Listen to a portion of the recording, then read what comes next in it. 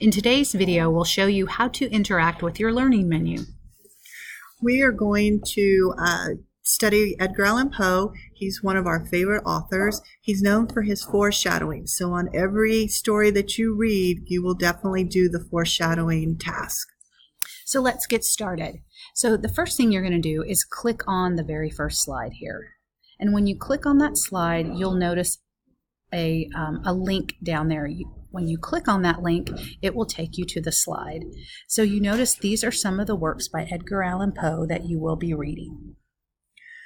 After you've read one story, you go to the foreshadowing slide and you will complete that task. After each time you do a foreshadowing slide, then you will pick an additional task. The only task that you will do more than once is foreshadowing. So that gives you a choice of 5 others to work on. Of course, one will be left out, but you can choose which one that is. Once you've completed the foreshadowing activity and you choose your other activity, let's just say character cube, you're going to notice that all the instructions to complete that activity are on this slide. Some of them require you to go to an outside source by clicking on a link.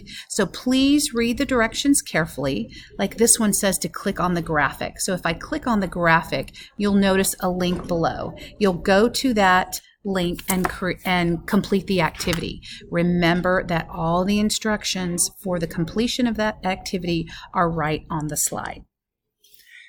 By the time you finish, you will have completed 8 activities. You have 4 days to do this. If you have any questions, Mrs. Flood's class from 7th grade has done this before and they can help you with this. Good luck!